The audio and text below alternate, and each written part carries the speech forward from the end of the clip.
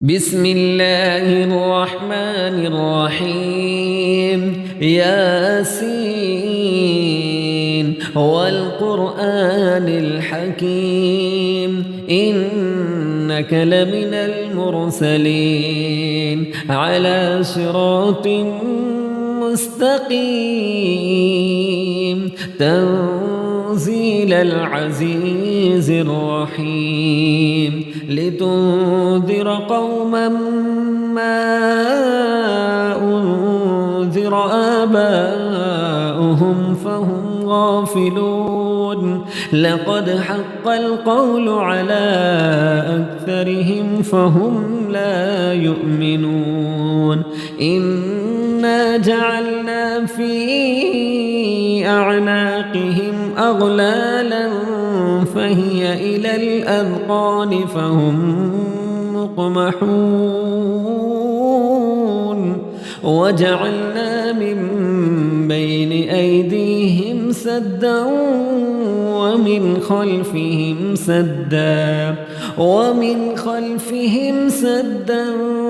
فأغشيناهم فهم لا يبصرون وسواء عليهم أأنذرتهم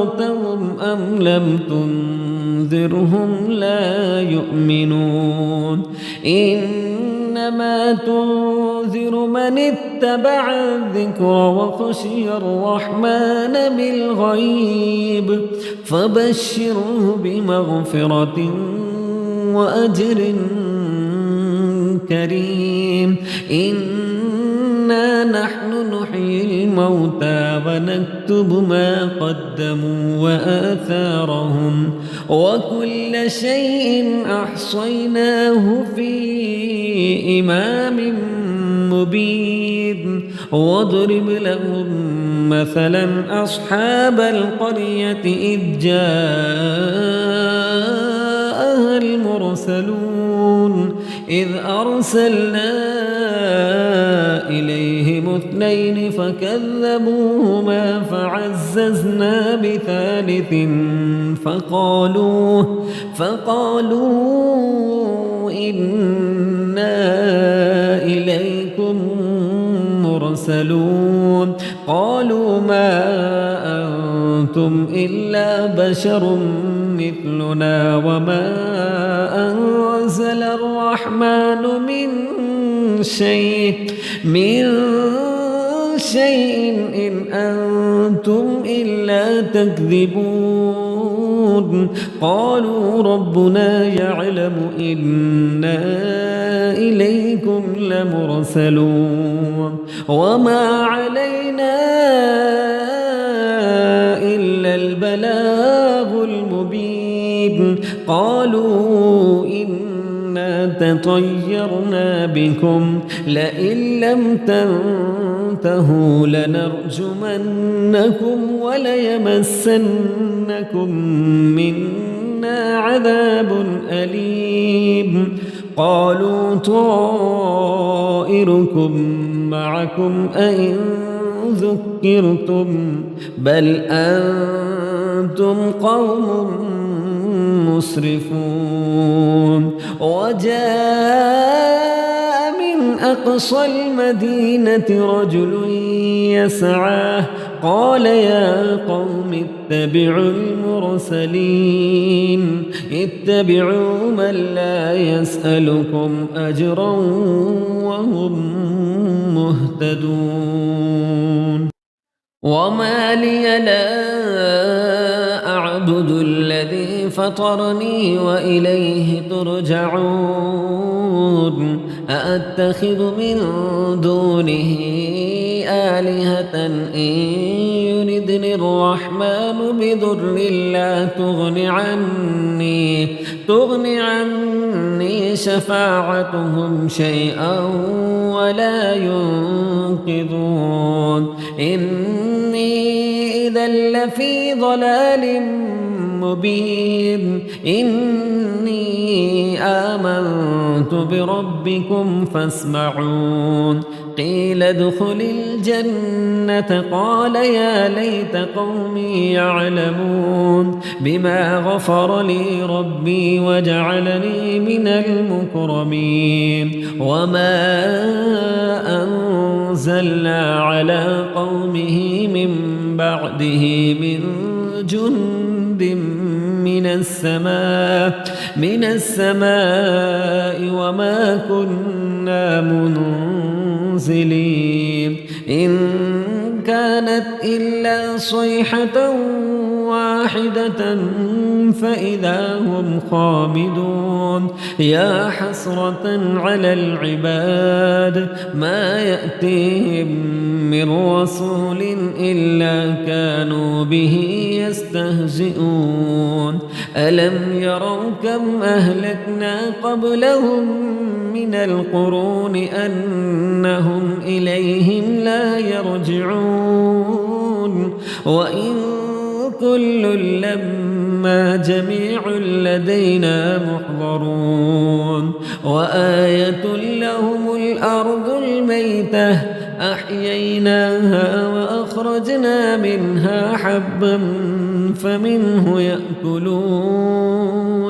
وجعلنا فيها جنات من نخيل وأعناب وفجرنا فيها من العيون ليأكلوا من ثمره وما عملته أيديهم أفلا يشكرون سبحان الذي خلق الأزواج كلها مما تنبت الأرض ومن أنفسهم ومما لا يعلمون وآية لهم الليل نسلخ منه النهار فإذا هم مظلمون والشمس تجري لمستقر لها ذلك تقدير العزيز العليم والقمر قدرناه منازل حتى عاد كالعرجون القديم لا الشمس ينبغي لها أن تدرك القمر ولا الليل سابق النهار وكل في فلك يسبحون وآية لهم أنا حملنا ذريتهم في الفلك المشحون وخلقنا لهم من مثله ما يركبون وإن نشأ نغرقهم فلا صريخ لهم ولا هم ينقذون إلا رحمة منا ومتاعا إلى حين وإذا قيل لهم اتقوا ما بين أيديكم وما خلفكم لعلكم ترحمون وما تأتيهم من آية من آيات ربهم إلا كانوا عنها معرضين وإذا قيل لهم أنفقوا مما رزقكم الله قال الذين كفروا للذين آمنوا أنطعم من لو يشاء الله أطعمه إن أنتم إلا في ضلال مبين ويقولون متى هذا الوعد إن كنتم صادقين ما ينظرون إلا صيحة واحدة تأخذهم وهم يخصمون فلا يستطيعون توصية ولا إلى أهلهم يرجعون ونفخ في الصور فإذا هم من الأجداث إلى ربهم ينسلون قالوا يا ويلنا من بعثنا من مرقدنا هذا ما وعد الرحمن وصدق المرسلون إن كانت إلا صيحة واحدة فإذا هم جميع لدينا محضرون فاليوم لا تظلم نفس شيئا ولا تجزون إلا ما كنتم تعملون إن أصحاب الجنة اليوم في شغل فاكهون هم وأزواجهم في ظلال على الأرائك متكئون لهم فيها فاكهة ولهم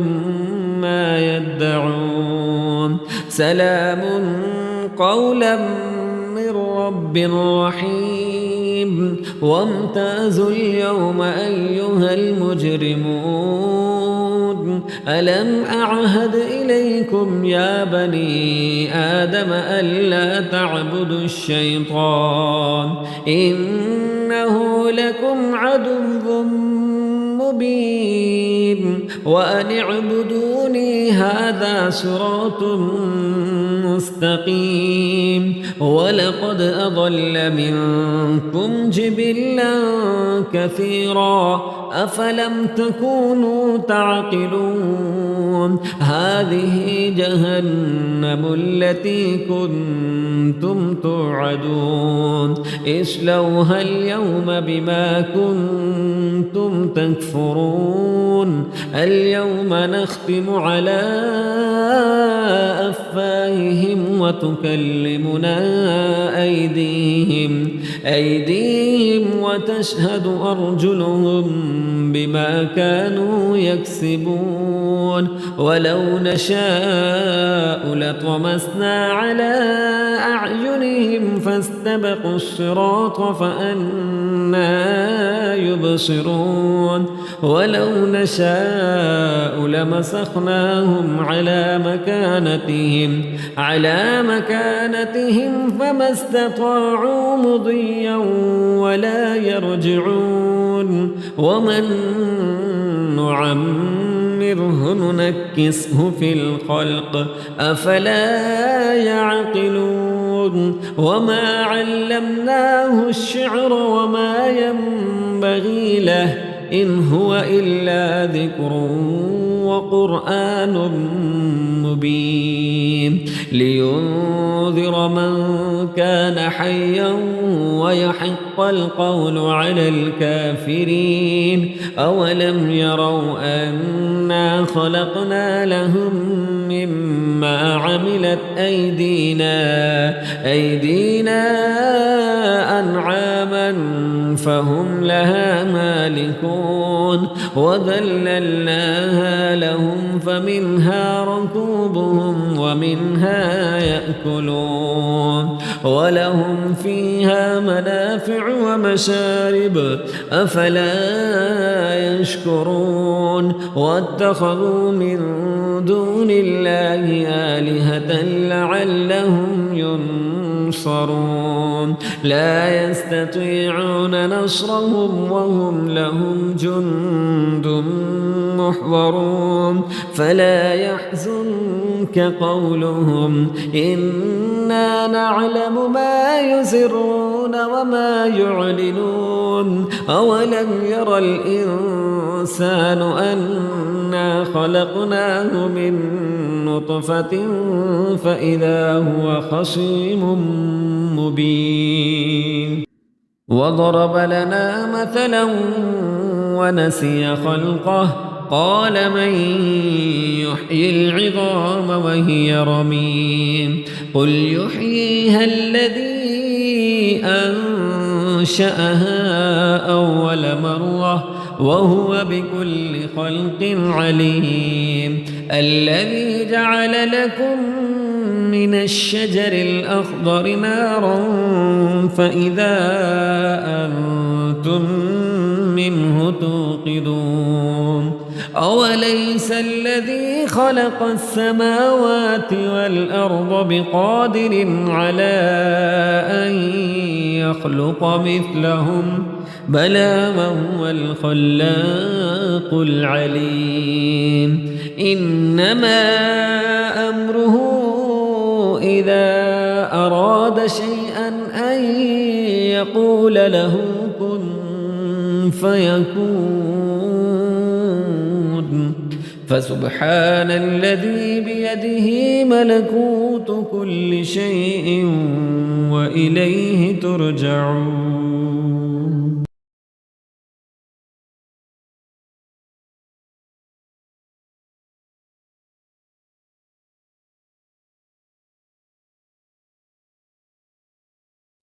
بسم الله الرحمن الرحيم تبارك الذي بيده الملك وهو على كل شيء قدير الذي خلق الموت والحياة ليبلوكم أيكم أحسن عملا وهو العزيز الغفور الذي خلق 7 سماوات طباقا ما ترى في خلق الرحمن من تفاوت فارجع البصر هل ترى من فطور ثم ارجع البصر كرتين ينقلب إليك البصر خاسئا وهو حسير ولقد زينا السماء الدنيا بمصابيح وجعلناها رجوما للشياطين وأعتدنا لهم عذاب السعير وللذين كفروا بربهم عذاب جهنم وبئس المصير إذا ألقوا فيها سمعوا لها شهيقا وهي تفور تكاد تميز من الغيظ كلما ألقي فيها فوج سألهم خزنتها ألم يأتكم نذير قالوا بلى قد جاءنا نذير فكذبنا وقلنا ما نزل الله من شيء إن أنتم إلا في ضلال كبير وقالوا لو كنا نسمع أو نعقل ما كنا في أصحاب السعير فاعترفوا بذنبهم فسحقا لأصحاب السعير إن الذين يخشون ربهم بالغيب لهم مغفرة وأجر كبير وأسروا قولكم أو اجهروا به إنه عليم بذات الصدور ألا يعلم من خلق وهو اللطيف الخبير هو الذي جعل لكم الأرض ذلولا فامشوا في مناكبها وكلوا من رزقه وإليه النشور أأمنتم من في السماء أن يخسف بكم الأرض فإذا هي تمور أم أمنتم من في السماء أن يرسل عليكم حاصبا فستعلمون كيف نذير ولقد كذب الذين من قبلهم فكيف كان نكير أولم يروا إلى الطير فوقهم صافات ويقبض ما يمسكهن إلا الرحمن إنه بكل شيء بصير أمن هذا الذي هو جند لكم ينصركم من دون الرحمن إن الكافرون إلا في غرور أمن هذا الذي يرزقكم إن أمسك رزقه بل لجوا في عتو ونفور أفمن يمشي مكبا على وجهه أهدى من يمشي سويا على صراط مستقيم قل هو الذي أنشأكم وجعل لكم السمع والأبصار والأفئدة قليلا ما تشكرون قل هو الذي ذرأكم في الأرض وإليه تحشرون ويقولون متى هذا الوعد إن كنتم صادقين قل إنما العلم عند الله وإنما أنا نذير مبين فلما رأوه زلفة سيئت وجوه الذين كفروا وقيل هذا الذي كنتم به تدعون قل أرأيتم إن أهلكني الله ومن معي أو رحمنا فمن يجير الكافرين من عذاب أليم قل هو الرحمن آمنا به وعليه توكلنا فستعلمون من هو في ضلال مبين قل أرأيتم إن أصبح ماؤكم غورا فمن يأتيكم بماء معين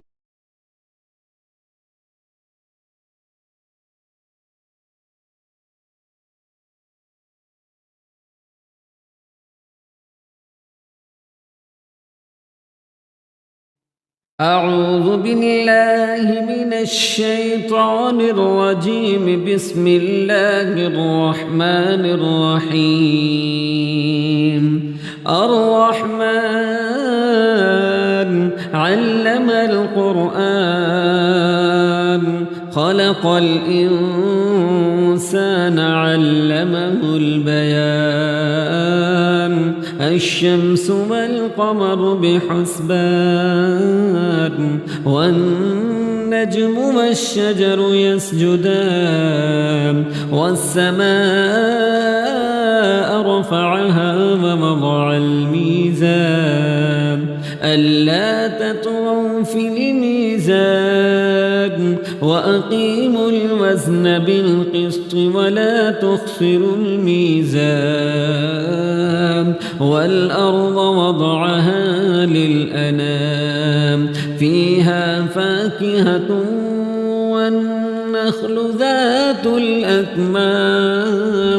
والحب ذو العصف والريحان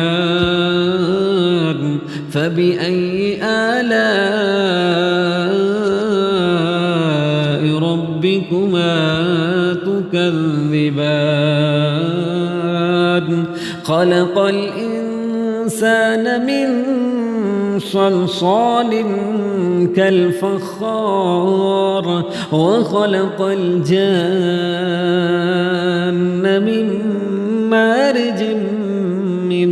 نار فبأي آلاء ربكما تكذبان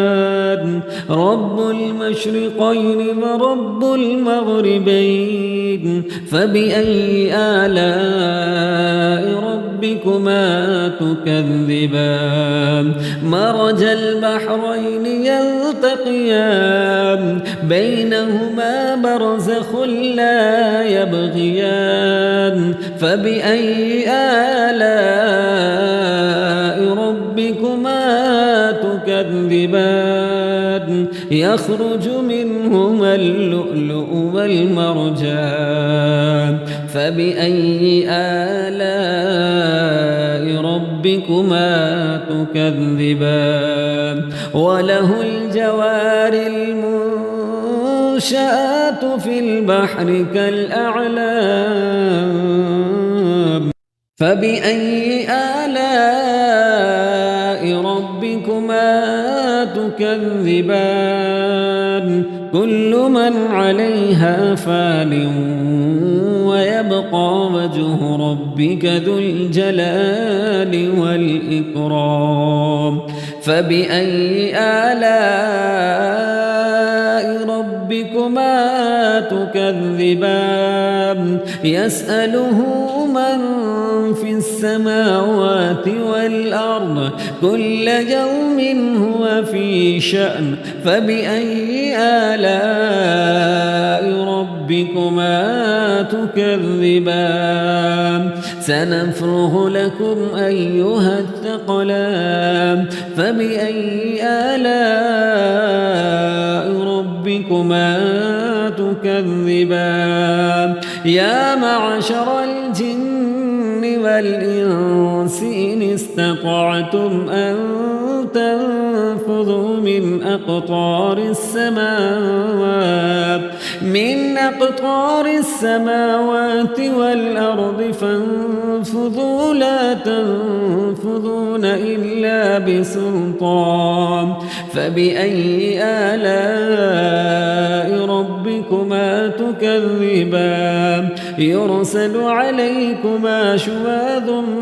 من نار ونحاس فلا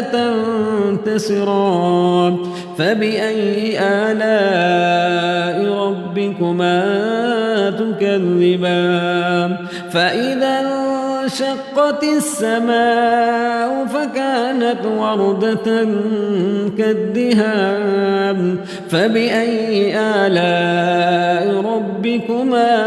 تكذبان فيومئذ لا يسأل عن ذنبه إنس ولا جان فبأي آلاء ربكما تكذبان يعرف المجرمون بسيماهم فيؤخذ بالنواصي والأقدام فبأي آلاء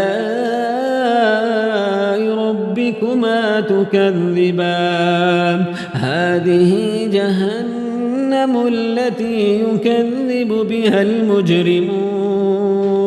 يطوفون بينها وبين حميم آن فبأي آلاء ربكما تكذبان ولمن خاف مقام ربه جنتان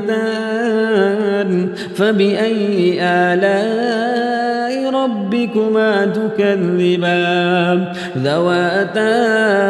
أفنان فبأي آلاء ربكما تكذبان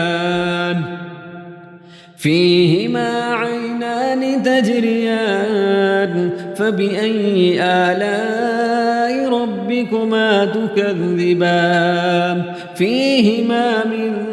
كل فاكهة زوجان فبأي آلاء ربكما تكذبان متكئين على فرش بطائنها من استبرق وجنى الجنتين دان فبأي آلاء ربكما تكذبان فيهن قاصرات الطرف لم يطمثهن إنس قبلهم ولا جان فبأي آلاء ربكما تكذبان كأنهن الياقوت والمرجان فبأي آلاء ربكما تكذبان هل جزاء الإحسان إلا الإحسان فبأي آلاء ربكما تكذبان ومن دونهما جنتان فبأي آلاء ربكما تكذبان مدهامتان فبأي آلاء ربكما تكذبان فيهما عينان نضاختان فبأي آلاء ربكما تكذبان فيهما فاكهة ونخل ورمان فبأي آلاء ربكما تكذبان فيهن خيرات حسان فبأي آلاء ربكما تكذبان حور مقصورات في الخيام فبأي آلاء ربكما تكذبان لم يطمثهن إنس قبلهم ولا جان فبأي آلاء